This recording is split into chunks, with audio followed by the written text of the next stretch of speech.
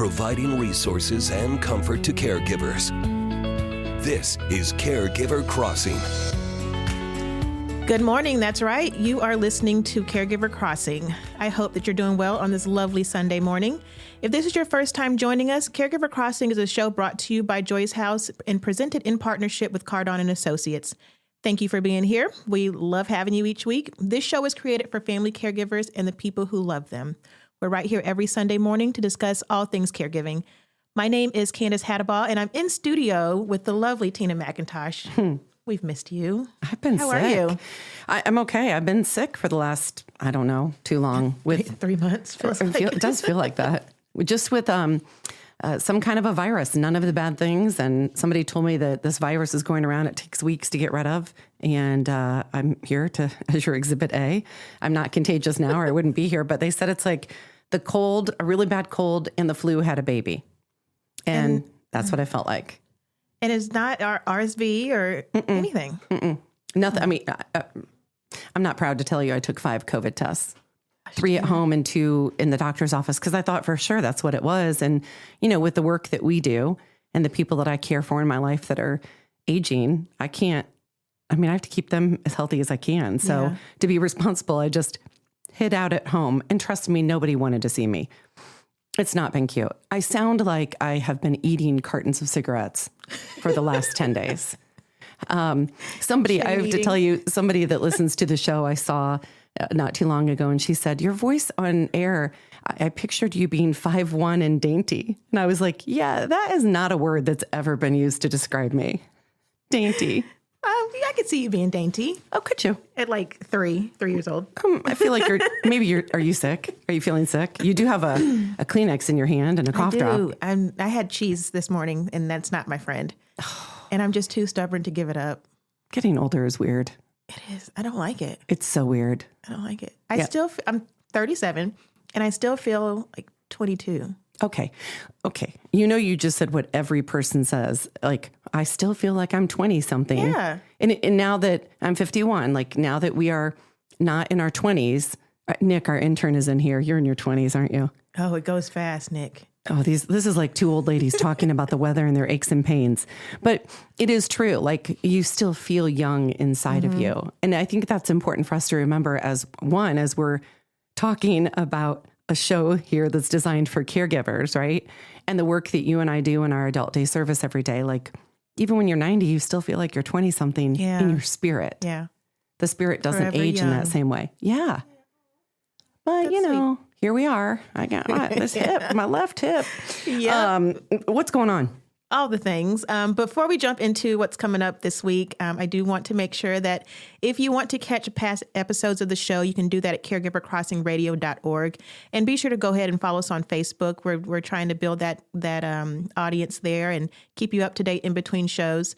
You can connect with us, find other additional resources. And if you want to reach out to us, you can do that at 317-254-0828 or email Tina at tina@joyshouse.org.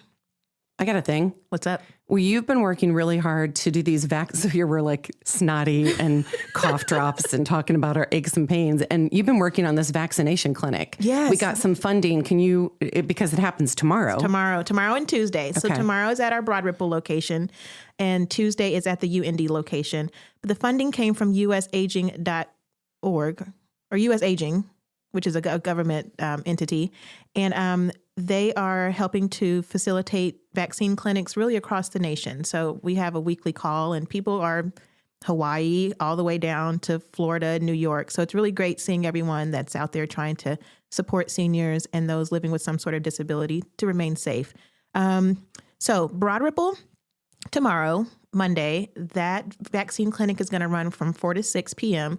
And then Tuesday at UND is from 10 a.m. to noon. You have to register or can you walk in? You can walk in. We prefer registration, and that's linked on our Facebook page, or you can call or email Tina, and I'll send you a link directly to your email if that's easier for you. But walk-ins are always welcome, and we'll feed you, and we'll give you a gift card just for coming in to get vaccinated. I want to be clear. You come to one of our locations, Broad Ripple tomorrow, UND on Tuesday. Mm-hmm. You get any of the vaccinations that you need and want. Any of them. You get fed and you get a gift card. Yes. I feel like there's a catch. Is there a catch? There's absolutely no catch.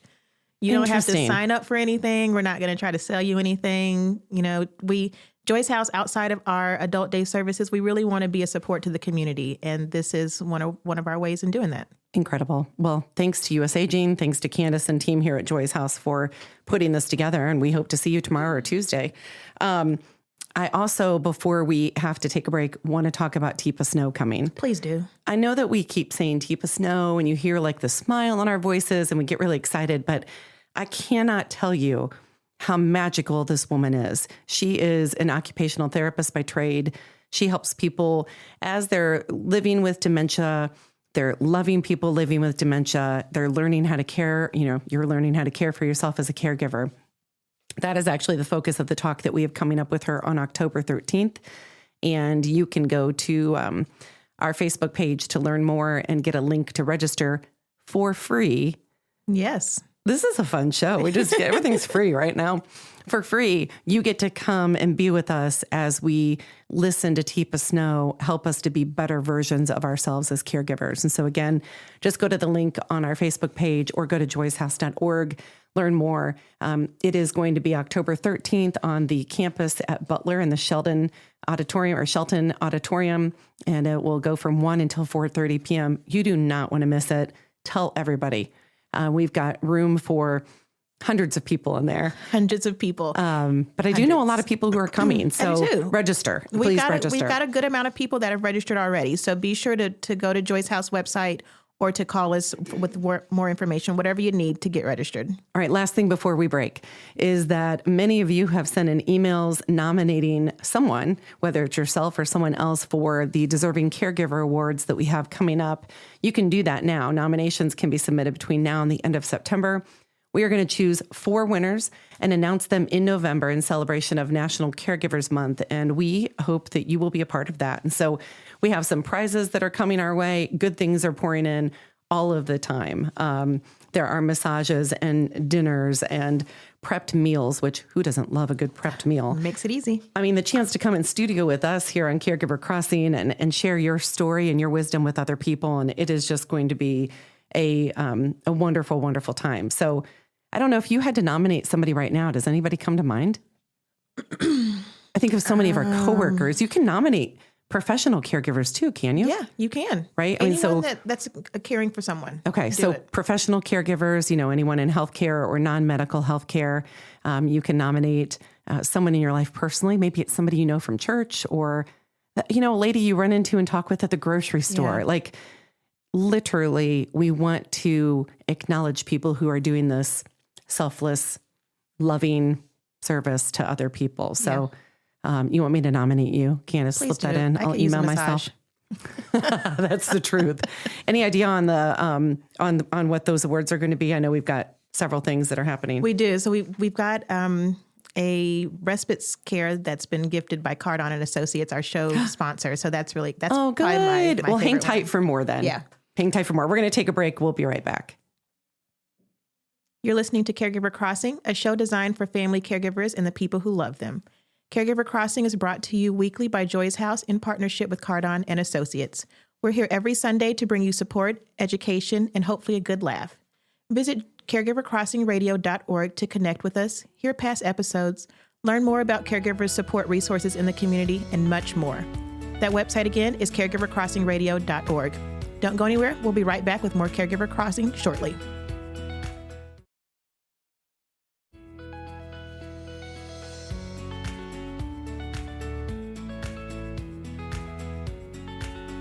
We're back on Caregiver Crossing, and we are so excited. We have a guest with us on the phone. Her name is Rebecca, and she's here to talk with us about the Scottish Highland Games because they are coming back to Indianapolis. Rebecca, thanks for joining us. Thank you for having me. Yeah, how excited are you about these Highland Games? I'm so excited. I have actually been with the Highland Games since the beginning, actually. So we started where we were planning it for 2 years and then started the Highland Games, and I've been with it since then. So it's kind of a part of my heritage that I'm leaving behind. And I was like, if anything, we're going to get the games back. So I'm very excited. Well, tell everybody what the games are. Well, in Scotland, for some reason, they like to throw things. And it's hilarious to me because pretty much almost every activity that they've created is throwing things. So there is a whole series of Highland games where they end up throwing a big bag of hay over a big pole, or they're taking the disc throw and they're throwing it as far as they can, or they're taking this really big pole that's as big as a telephone pole, and it's regulation. Believe me, we had to order these things. It's amazing. And hand over hand tossing this thing. So it has to actually, to be able to be regulation, it has to flip all the way over. And so they're not just seeing how far they can throw it. They actually have to twist the thing all the way over and flip it all the way over. This is the biggest, we have actually the most athletics in the United States right now at our games. And so the most athletes that actually compete are at the Indianapolis Highland Games. So it's pretty amazing. It is. It really is. And Candace has this perplexed look on her face. And so let's rest here for just a minute. When I think of like Scottish games, I think of men throwing boulders or, hey, I won't complain. Right? I mean, if that's what we're doing, let's do it. They're always throwing something. Mainly men. Something. I mean, Rebecca, you're helping me understand my husband a little bit better because he is on the committee with you for the Highland Games. And, I'm like, oh yeah, throwing things. Maybe he doesn't do that enough. Maybe we need to throw some stuff in the backyard. Just men. Is it women it's not too? Just men either. There is a whole women's division. No way. And these women are women you would never want to mess with. It's amazing. Like they're buff, man. It's amazing. No, there's a whole there's a men's division, there's a women's division, and there's a seniors division. Oh, cool. Are the teams already selected, or can our listeners join in and join a team? So in the beginning, when we first started, we're like, yeah, let's see what we can get. Now it's by invitation mostly only, but because there is a circuit of people that actually that do this, and they'll go and do all of the Highland Games, and then at the end, the last Highland Games is us, and they get overall trophies at our games. That's a big deal. I mean, so it is a big deal, like the finale, right? Thing. Yes, yeah. So they go all over the place. I mean, all over state to state, and these are semi-pros, so they're not pros. And so it's amateurs and semi-pros is what we have, and we actually have some. We have had some world records broken at our games before, and so that's pretty amazing for women and men. And some of the senior divisions. I love that there are all three divisions. Now, Rebecca, where and when is this taking place? This is taking place over at the Marion County Fairgrounds on September the 30th. What's really unique about our games is it has the game aspect, but it also has the festival aspect. And so it's not just a games, it's a games and festival. And the festival part is not just Scottish. It's Welsh, it's Irish, it's anything Celtic. So for all those people out there that are very sad that the Irish Fest has decided to close doors, we are here for you. This is for you. It's open to the public, very family friendly. In fact, we have a whole kids area. There's going to be a kids stage with storytelling about Celtic things. And there's a Celtic dancer that's going to come and teach people how to do Celtic dancing. For Scottish dancing, and then there's the Celtic dancers as well that are have to do with there's two different kinds of dancing. There's Scottish dancing, and then there is country dancing, and that's kind of like square dancing but Scottish style. And so those people will also be there. There's also a Scotch tasting. So you can actually sign up to do the Scotch tasting, obviously 21 and older. But that has its own stage as well, where there will be dancers and performers on that stage. And then there's a main stage with entertainers like Celtic Rain, which is my group, and Highland Rain. We've got all the rains. Drunken Sailor is going to be there. Laughing Jack is going to be there. Alair, which is a harpist group, they're going to be there. There's going to be some so amazing music. Virginia Ackley is going to be on the kids stage, and she is just so animated, has these beautiful stories she tells the kids. There's going to be a face painter. So it's very family friendly. It always has been. Yeah. And our biggest thing with the society, the Scottish Society of Indianapolis and the Highland Games, our biggest thing is education. It sounds like there is something, Rebecca, for everyone. You are hearing the voice of Rebecca with the Scottish Highland Games that are coming back to Indianapolis on September 30th. And so where can people go to get tickets? I'm assuming that we have to, purchase a ticket to get in. Do we do it at the door or ahead of time? You do. You can do it at the door, but it is much better ahead of time, and you can get a little bit of a break if you do it ahead of time. So you can go to IndyScottGamesandFest.com. That's IndyScottGamesandFest.com. IndyScottGamesandFest.com. And you can go there. You can buy your tickets. If you think, okay, I can't really afford this, you can go on there and actually go and help us for 2 hours and become a volunteer for 2 hours, and you get your ticket and you get a t-shirt for free. Oh, that's fantastic. And attire for the day. I mean, it's September 30th, so we know weather is going to be what it will be, but I'm assuming we're going to see kilts. Oh, you're going to have kilts everywhere.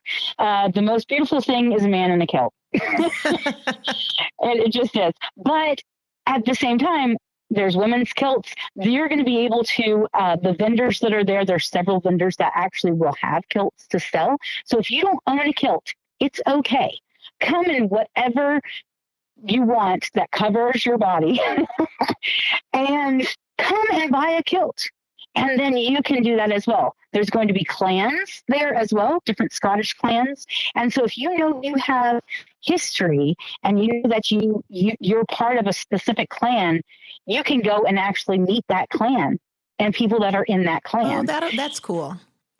Yeah, Rebecca, it's really so grateful for kind of connect. For all the work that you've done, you and the committee and everybody in the community for the Scottish Highland Games. Again, I'm going to reiterate that this is for the Celtic community, not just Scottish, but Irish, Welsh. Exactly. And you don't have to be part of the Celtic community to be there. But if you're interested in learning more, volunteering, getting tickets, go to IndyScottFestandGames.com. You can get your ticket there. You can offer to volunteer and get in for free and be a part of the team. Games and Fest. Oh, thank you. Indy Scott Games and Fest. And we'll make sure to put a link on our social media as well. So Rebecca, thank you so much. We will see you on September 30th. Thank you so very much. I'm Tina McIntosh in studio with Candace Hadabaugh. Hi, Candace. Hey. And we have with us somebody who is very special. I love her personally and professionally, just very, very happy and honored that her company believes in Joy's House and what we're doing right here in Caregiver Crossing. So our sponsor, as you know, is Cardon Associates. And we have Laurie Lasbury, Director of Community Engagement with Cardon Associates, with us. Hi, Laurie. Hello, Tina. How are you? I'm so glad you're here. Thank you. I'm glad to be here. People have asked us before. I think people know a little bit about what Cardon does, right? It's hard to know unless you've used the service, like really what that whole menu is. We also get the question of why you all support Caregiver Crossing and why you care about, what it is we do. So let's start first of all with who is Cardon Associates and what do you do in our community? Cardon Associates is a family-owned, we're a Hoosier company that started 46 years ago by a husband and wife who wanted to provide care that their family would, enjoy going to. And that was family first. And that was their goal. So that is our motto, families taking care of families and doing what's best for families. And you do it on these long-term care communities, where people can do the independent living, the assisted, they can do the long-term. We have 20 communities throughout the state of Indiana. We offer independent living, assisted living, rehab, memory care, long-term care, And now we also offer in-house dialysis for patients as well at a few of our communities. And what makes you believe in the work that you do? Oh, Well, and while you're formulating that answer, I ask that because I think sometimes with larger long-term care communities, the average person loses sight that it was, like in this instance, a couple that started Cardon, where it's families first, and that it's made up of wonderful employees like you who actually care about the people who live there and that rely on you and others for care. And so I think to humanize it, why do you care about what you do? I guess is a way to say it. I work with an amazing team, and you know that. Yes. And it's really, we approach each and every family as if they were our own. Like, if this is my mom, my dad, what would I want for them? And we hope that that's what we're providing for our families. I mean, that is our goal, to treat every single resident as if they were our own family member and to do what we'd want done for our loved ones. And I think that's comforting for families. Placing a loved one in a long-term care facility comes with so much nervous energy, and what's going to happen next. Are they going to decline? Are they going to be happy? Are they going to make friends? Are they going to eat well? And to know that you all have a family first motto, I think is comforting. It would be comforting for me. And it's not just words. At Cardon, you mean it. We do. I think, thank you for the work you do and for the way that you and your coworkers care, because it makes a difference at a time when people are so vulnerable, in their lives. And so, do the families get to be a part of the care plans of, whatever is happening with their loved one? They are the most vital part of what we do. I mean, honestly, unfortunately, some patients and residents don't have families, but when families are there, like, they're the ones who can tell us, mom gets up early, mom stays up late, she hates peas, she loves bananas, she loves to be social. She may say she wants to eat in a room alone, but if you get her out, she's going to make friends. Like, we don't know those things unless we have family members telling us, what's a normal day for mom? What was a normal day for mom 10 years ago? And then, like, she loved to garden. Well, maybe we can get her outside and ask for her opinion. Like, we want our residents to feel valued. And we value them as not only as our residents, but that they can add value to the community still. We can take them out. They can mentor kids. I think that's so important in what I do as a community engagement. You think about Cardon, like me wanting people to be familiar with Cardon, but what I really want is Cardon to be part of communities and for our residents to be part of communities. I want to connect the dots. You are hearing the voice of Laurie Lasbury, who is the Director of Community Engagement with Cardon Associates. And I don't think you could have said it any better than you just did. What would your advice be to a family that says, listen, dad just moved in with you and I just want to let you do your thing. I don't want to butt in too much. I don't want to be a problem. And so I'll just let you figure him out. What would you say to them? My first reaction would be, you know what, maybe this guy needs a break. And I would be thinking about the caregiver first. Like, let's kind of dive in a little deeper, and maybe he does need a couple days for us to figure it out. And then I'd bring him back in and say, now that you've had a couple days, let's talk a little bit more about Dad. Brilliant. That is. I don't know that I've ever heard anyone say that a long-term care facility is thinking like that. Well, I mean, you can't pour from an empty cup. So, I mean, as a caregiver, you have to have that time to recharge and sometimes just a break to clear your head and be able to articulate what it is that you need, what your loved one needs, and just a little bit of space sometimes to do that. Well, this is a good transition into how much Laurie and Cardon care about the caregivers. It really is. And so I swear this wasn't planned, but it's perfect. We are, if you've listened to the show before, we are doing the Deserving Caregiver Awards, and we will be announcing those in November. And so we want to share with you that Cardon is gifting to one of our winners of these awards. Again, if you think that you or someone in your life should be nominated, again, you or someone that it can be you can email that to me at tina@joyshouse.org. But Laurie, would you like to share what that gift is? I would.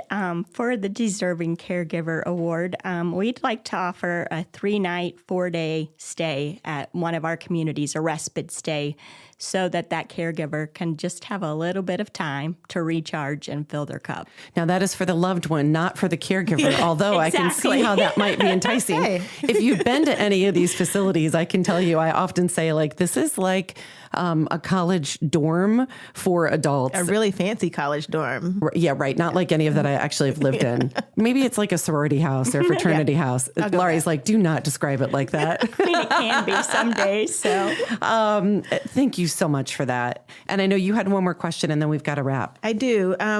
What is respite care? What entails all of the care? respite care provided? can really be what the caregiver needs. Honestly, we can design it around what they need and what their loved one needs. So for some, it may just be a safe space where mom can't wander off, and she just needs somebody to help her, remind her to take meds. Or it looks different for every single person, and we can design it around what that family needs. It can be a weekend. It could be a month. I mean, it really, truly depends on what that caregiver needs. Let's take a break and come back and talk about that more, because I know we have more questions. More questions. All right. We will be back in just a moment on Caregiver Crossing. Laurie's going to stick around, so stay with us here on Caregiver Crossing.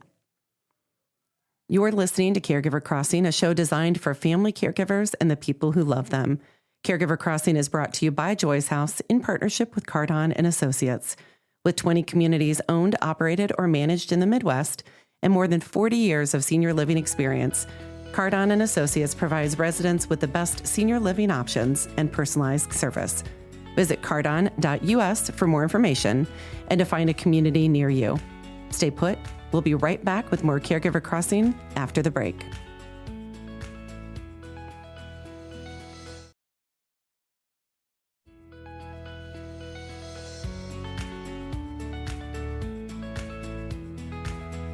We're back on Caregiver Crossing. Not only are we back, we're almost done for the day. I mean, I just got here. It goes so fast. It does, and I haven't been here because I haven't been feeling great. And now, like, these last couple of weeks just fly by. So anyway, come back next week. We'll be here next Sunday as well. Laurie Lasbury, Director of Community Engagement with Cardon and Associates, stuck around. Thanks for being here. I did. I didn't run. So we were talking about respite care, and I think people get really confused. Like, first of all, the word respite really means relief or a break. And so when you break it down, you're like, okay, relief or a break, care. Does that mean that let's say I'm caring for my mom, is she now living with you, or is she just there like for a vacation? I would say kind of a vacation. She's not permanently living with us. And the nice thing about respite care, you're not moving in furniture. You're not bringing everything you need. Like, it's there. Everything's there. You come in, you have bedding, you have towels, you have linens, you have everything you need. And then you can just go and do whatever it is you need to recharge and know that your loved one's being taken care of. It's like a Airbnb for mom. Exactly. Dad. Okay. Cool. Oh, a new tagline. It's like an Airbnb for mom. Well, and so many caregivers will say, I've been meaning to go visit my sister in Georgia, and I just can't because I can't leave mom home alone.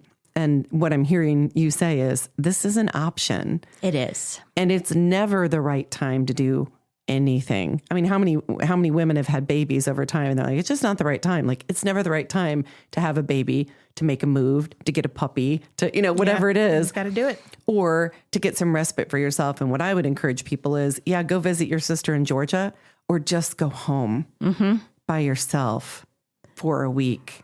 And do whatever right? it is that makes you happy and that just that fills your cup again. Yes. So that you can give back when you pick them up and do all the things you love doing with them. And it's not the problem I have is so many people have so much guilt about taking a break, and you shouldn't feel guilty. You're doing it for the both of you.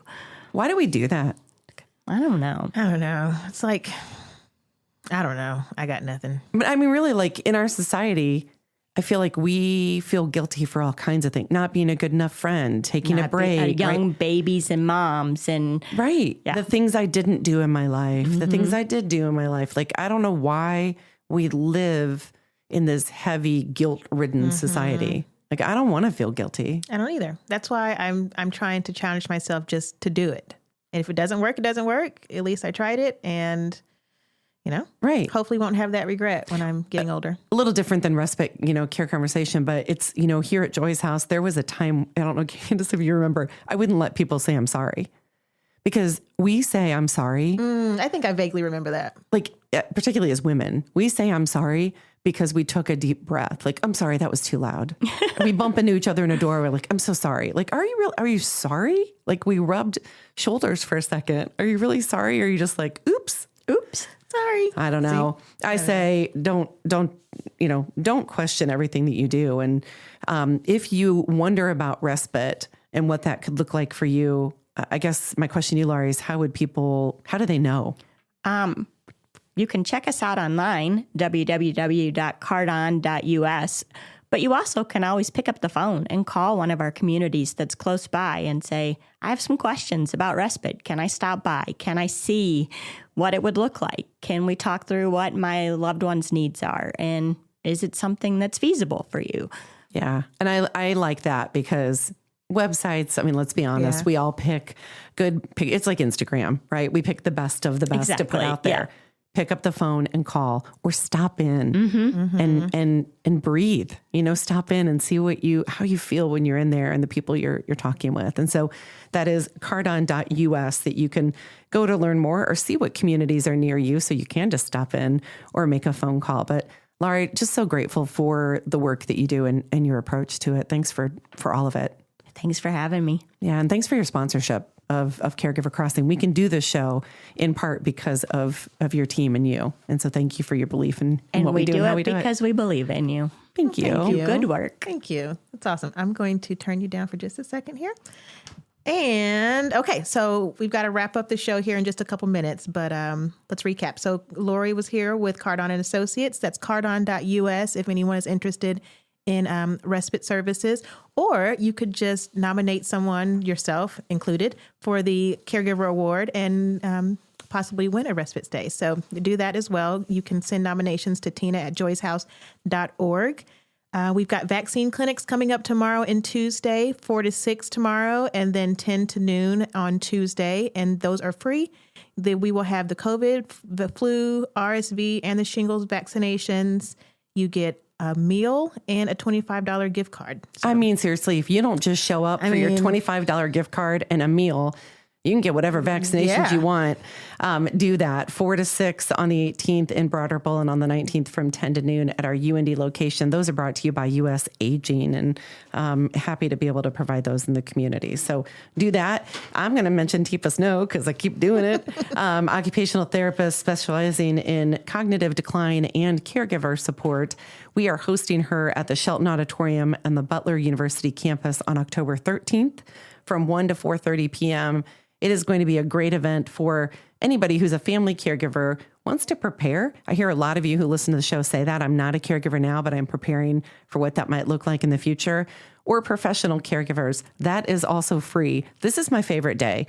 We don't always get to say everything's free. It's all free today. You can go to joyshouse.org, events, TIPA. You'll find your way to get there. Or you can always email at tina@joyshouse.org for that. Or if you want to make any suggestions for what we should be doing in the future for the show. And then you mentioned the Deserving Caregiver Award, but do it. I mean, it's fun to get your emails. And I love it when you nominate yourself. Do you like that? Yeah, we've got a couple of those. And I think people should do that. I mean, you're caring for someone just like your neighbor or someone from your church is. Why shouldn't you be nominated for something? Right. So do not hesitate to do that. We won't call you out by name if you nominate yourself, I promise. But we're excited and so grateful to Cardon for providing that respite as one of the many gifts that we'll be able to give away for that. So in the meantime, again, email about anything, tina@joyshouse.org, or you can call us at 317-254-0828. Once again, Caregiver Crossing is supported by Cardon Associates. We thank them. With over 20 communities owned, operated, or managed in the Midwest and more than 40 years of senior living experience, Cardon Associates provides residents with the best senior living options and personalized care. Until next time, which is going to be great, we have Dr. Malaz Bustani joining us. We hope you take good care of yourself and of each other.